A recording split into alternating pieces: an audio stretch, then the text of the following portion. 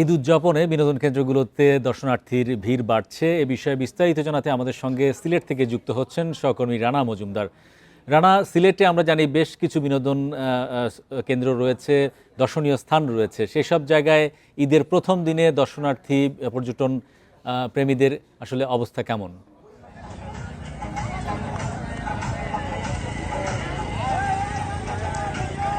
দেখুন, আসলে ঈদের প্রথম দিন থেকেই আমরা দেখতে পাচ্ছি যে সিলেটের যে পর্যটন কেন্দ্রগুলো রয়েছে সেগুলোতে কিন্তু পর্যটকদের একদম উপচে পড়া ভিড় বলা যায়।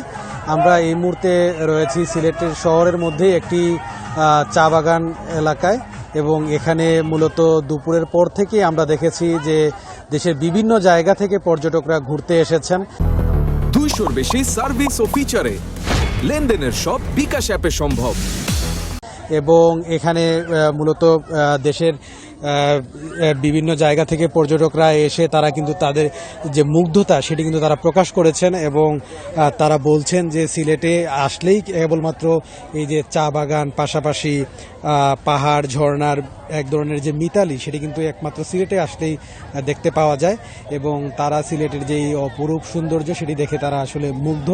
তারা বলছেন যে তারা বারবারই আসলে সিলেটে ঘুরতে আসতে চান, এবং আমরা দেখেছি যখনই কোনো উৎসব কিংবা ছুটি থাকে সেই ধরনের কিন্তু বন্ধ ছুটিতে সিলেটে কিন্তু পর্যটকদের এক ধরনের উপচে পড়া ভিড় লক্ষ্য করা যায়।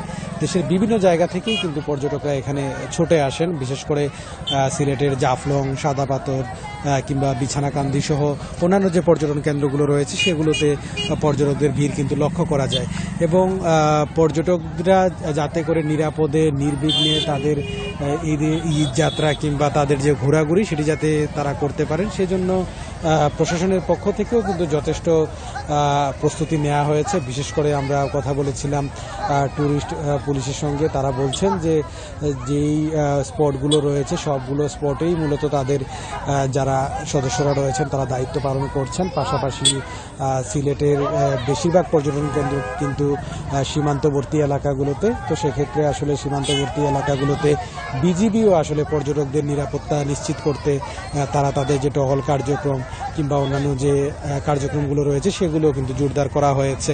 এর বাইরেও আসলে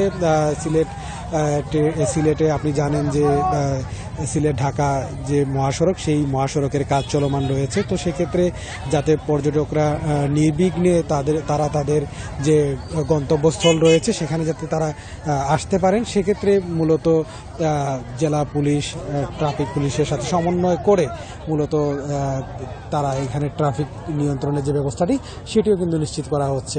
অর্থাৎ বলা চলে যে আসলে ঈদের যে কয়টা দিন সামনে রয়েছে সেই কয়দিনে লাখো পর্যটকের ঢল নামবে সিলেটে। একই সাথে আসলে পর্যটকদের সমাগমের মাধ্যমে পর্যটন সংশ্লিষ্ট খাতের ব্যবসায়ীরাও তারা কিন্তু শত কোটি টাকার বাণিজ্য করতে পারবেন বলে তারা আমাদেরকে জানিয়েছেন। ধন্যবাদ রানা মজুমদার আমাদের সঙ্গে যুক্ত হওয়ার জন্য।